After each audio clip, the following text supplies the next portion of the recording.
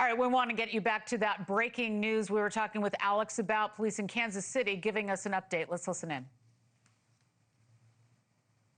Here on Brookside and Independence, and they were completing some ongoing rehab and kind of reconstruction of the home, and basically some recovery from the fire and the associated damage. And during the course of that recovery, they did locate what they believed at the time to be a human body inside the house that was deceased. Those detectives responded here to the house. They contacted our homicide unit as well, who have been working follow-up on the case from the homicide perspective.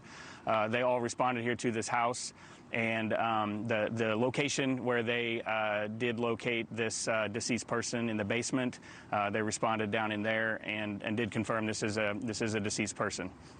So the question that everybody's obviously asking, the deceased person is wearing clothing that is consistent with the clothing that the shooter was wearing last week on Tuesday night when those crimes took place in our city.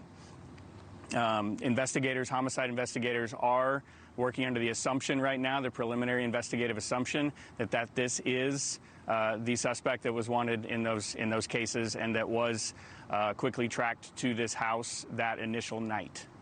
Right now, our homicide unit and those investigators are working with the Jackson County Medical Examiner's Office, who will be here or will be here very shortly. And they will begin a death investigation where they will work to confirm identity of the deceased person inside the residence, and also the cause and manner of death as well. They will confirm all of those things. A couple things, you guys will have a lot of questions. A couple things to note that I want to make sure.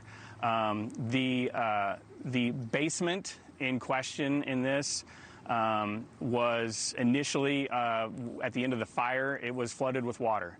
There were several feet of water inside the basement that night and into the next day. And when we completed crime scene processing that next day, there still remained some water in that basement. It is one of the most congested basements I've seen in my 23-plus year police career, between water damage, just items down there, furniture, other construction items, plus some of the area had collapsed.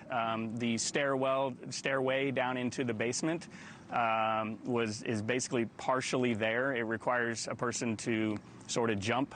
They can go about halfway down and then sort of jump the rest of the way down. It's an extremely cluttered basement.